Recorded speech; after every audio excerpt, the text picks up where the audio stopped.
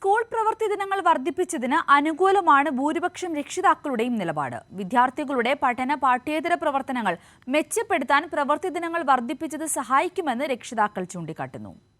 School പ്രവൃത്തി ദിനങ്ങൾ വർദ്ധിപ്പിക്കേണ്ടത് അനിവാര്യമെന്നാണ് ഭൂരിപക്ഷം രക്ഷിതാക്കളുടെയും നിലപാട്. പ്രവൃത്തി ദിനങ്ങൾ 220 ഉയർത്തിയത് വിദ്യാർത്ഥികൾക്ക് ഏറെ ഗുണം ചെയ്യും. ഓരോ ടേമിലും പാഠഭാഗങ്ങൾ കൃത്യസമയത്തിനുള്ളിൽ പഠിപ്പിച്ചു തീർക്കാൻ അധ്യാപകർക്ക് കഴിയും.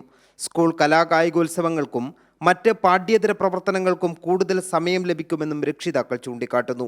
പ്രവൃത്തി ദിനങ്ങൾ വർദ്ധിപ്പിച്ചതിനെ എതിർക്കുന്ന ഒരു വിഭാഗം അധ്യാപകരുടെ വാദങ്ങൾ യുക്തിസഹമല്ലെന്ന് Kannur Chirakkal Rajas higher secondary school PTA പ്രസിഡന്റും CWC അംഗവുമായ അഡ്വക്കേറ്റ് AP ഹംസക്കുട്ടി പറഞ്ഞു. ഒരു രക്ഷിതാവെന്നുള്ള എനിക്ക് പറയാനുള്ള ഒരു കാര്യം, കേരള സർക്കാരിൻ്റെ വിദ്യാഭ്യാസ വകുപ്പിൻ്റെ ഈ തീരുമാനം കേരളത്തിൽ പോഷൻ തീർക്കാൻ സമയമില്ല എന്ന ക്രൈസിസ് മാറ്റാനും കുട്ടികളുടെ പഠന നിലവാരത്തിൽ പിന്നോക്കം നിൽക്കുന്ന കുട്ടികളെ പ്രത്യേകിച്ച് അധ്യാപകർക്ക് ശ്രദ്ധിച്ച് ഉയർത്തിക്കൊണ്ടുവരാനും ഉപകരിക്കും.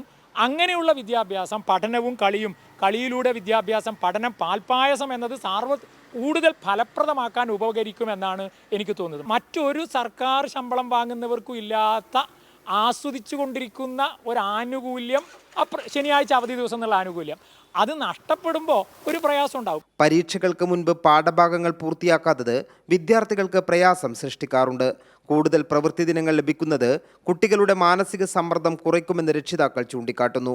ഭൂരിപക്ഷം സ്കൂൾ PTA കളും പ്രവൃത്തി ദിനങ്ങൾ വർദ്ധിപ്പിക്കണമെന്ന നിലപാടാണ് ഉയർത്തിപ്പിടിക്കുന്നത്. കൈരളി ന്യൂസ്, കണ്ണൂർ.